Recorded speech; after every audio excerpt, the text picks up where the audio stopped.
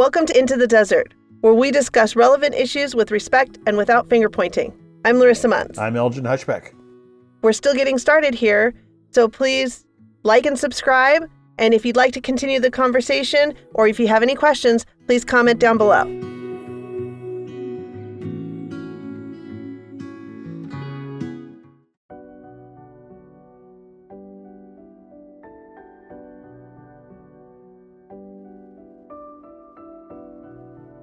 For many people, compromise has become a dirty word, and politicians who compromise have sold out their principles to political expediency. Yet, is this true? There are, of course, politicians who do betray their voters for personal gain or advancement. Yet that is not the only reason compromises happen.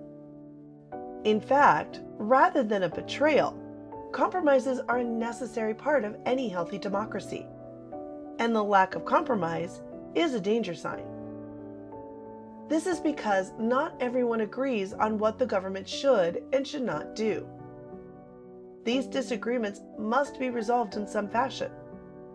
One option is the simple majority rule, 50% plus one. While simple, it is also dangerous and destabilizing, and a reason that historically, democratic governments have failed. The core problem is apparent in the example of 4 wolves and 1 sheep voting on what to have for dinner. Simple majority rule has no protection for minorities. This is why the Constitution structures government in the way it does, with divided power and checks and balances. The story of the Constitution itself is also a story of compromise. The delegates disagreed on most issues. Virtually every provision in the Constitution resulted in a disagreement needing to be resolved. The Constitutional Convention is a story of many interests coming together and seeking to balance many different and often conflicting concerns.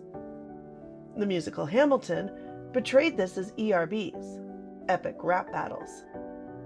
The only reason it had any chance at all was that most members agreed the Articles of Confederation were unworkable and no union would be worse.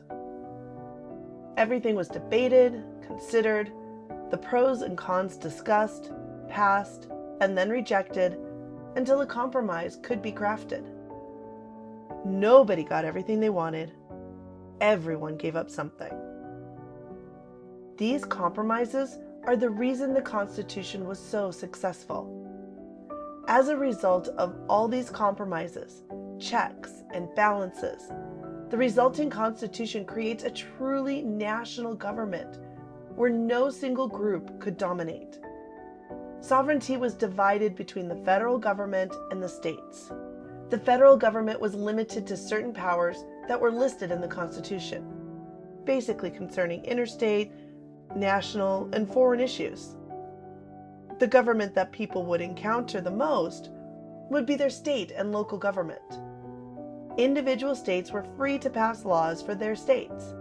Large urban states could pass the laws they felt they needed, while the small rural states could pass the ones they needed.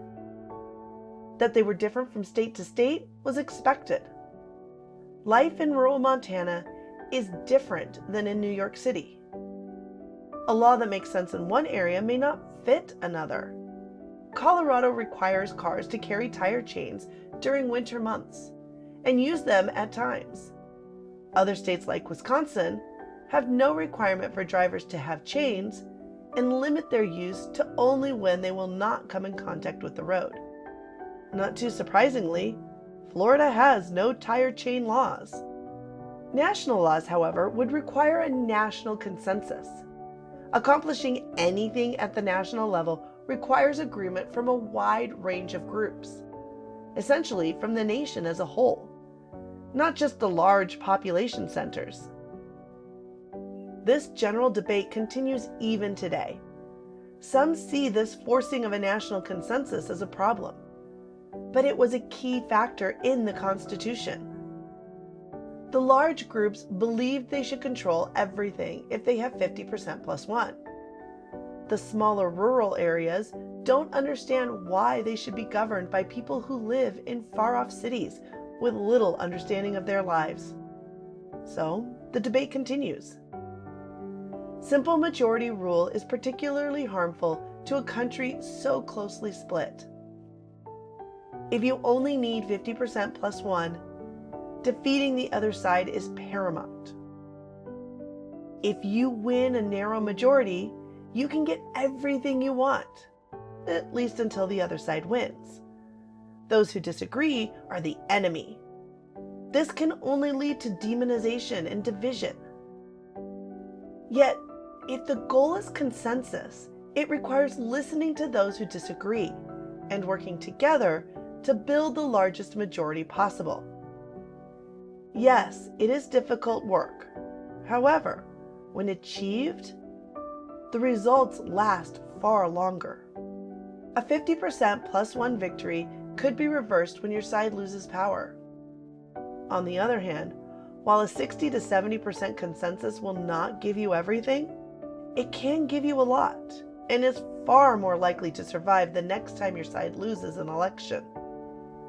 Such consensuses require seeing those who disagree with you as fellow citizens with important perspectives that need to be considered, not enemies to be defeated. Doing so supports a healthy democratic government rather than undermining it.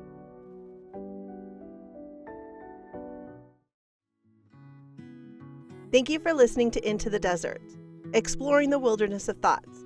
Don't forget to like and subscribe and put your comments below.